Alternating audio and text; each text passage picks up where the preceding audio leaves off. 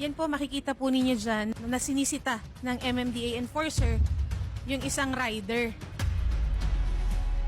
At tinakasan yung MMDA enforcer.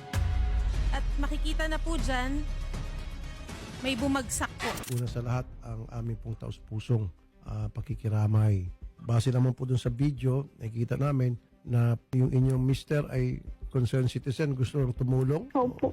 Sinundo niya po ako galing trabaho. Tapos po, nasa Litex na po kami. Mag-stop over po kami doon para kumain po. Tapos ako po ay mamimili po ng pasalubong para sa mga anak po namin. Sa gilid po namin, nakita po namin na meron pong hinaharang yung mga MMDA enforcer. Tapos po, hindi po nagpapigil yung nakamotor. Bago pa po siya habulin ng asawa ko, naabutan po ng isang MMDA yung nakamotor. Pinigilan pa po sa bandang dulo ng motor. Pero nakatakas pa rin po yung nakamotor. Tapos, nung nakita po yun ng asawa ko, sabi niya po sa akin, antayin mo ko dyan. Hahabulin ko lang yun. Tapos, ayun po, hinabol niya na po yun. 4 hours po ako nag-aantay dun sa asawa ko, dun po sa may Sullivan. Wala na po akong alam. Tapos, sinundo na lang po ako ng nanay ko, kasama po yung mga pulis. Ma'am, may update na ho ba tayo?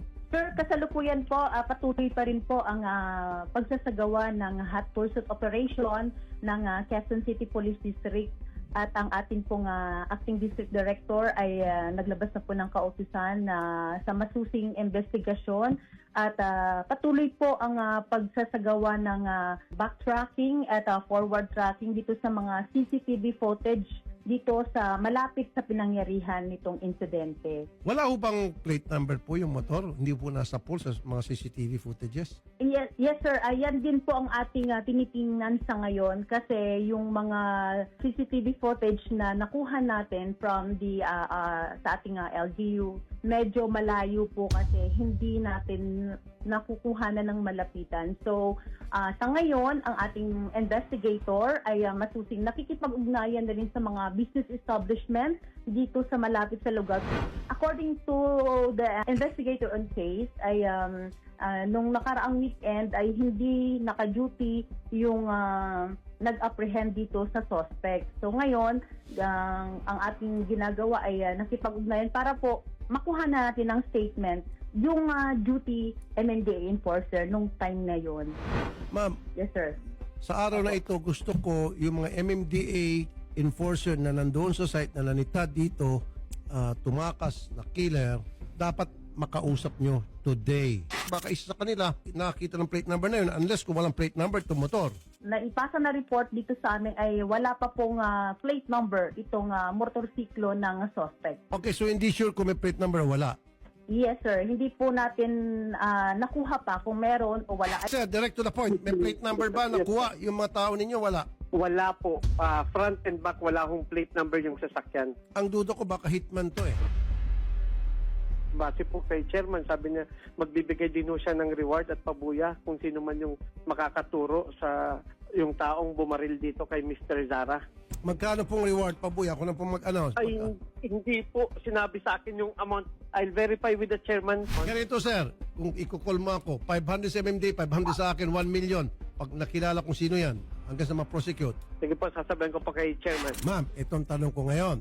Anong kalibre na baril ang ginamit sa pamamaril sa biktimang si Wilmer?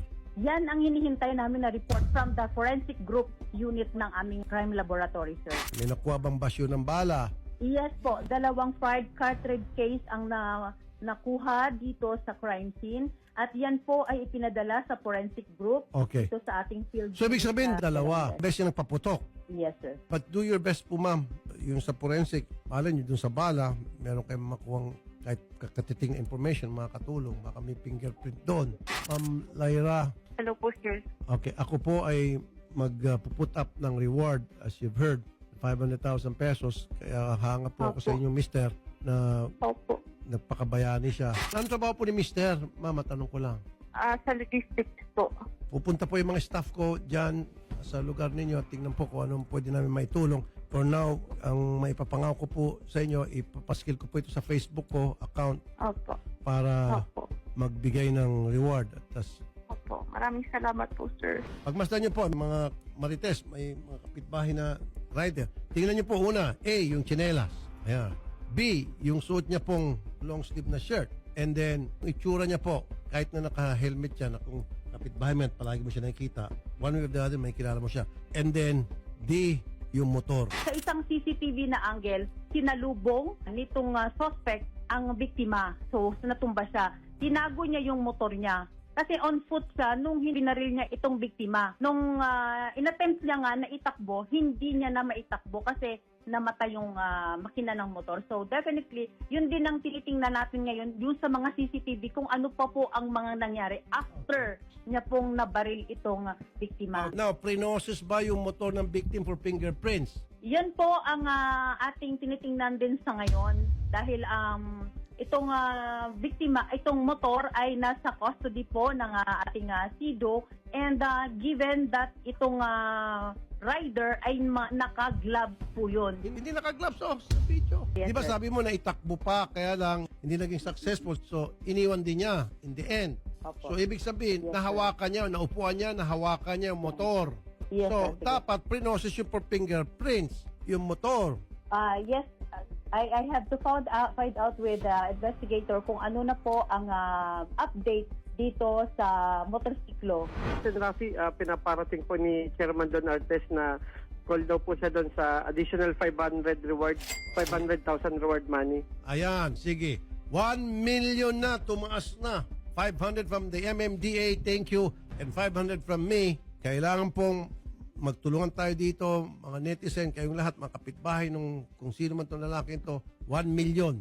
Easy money yun. Wala kang gagawin kundi kumanta lang. Siyempre hanggang sa makasuhan. Ma-identify talaga na siya yun. Yan po. Salamat po, attorney. Pakisabi, thank you. Thank you. Maraming salamat po, Senator Rafi. Maraming salamat po. Sige ma'am, ngayong araw na ito, Yes po. habol yung mga tao po dyan. Sige po. Opo. Salamat, sir. Salamat po.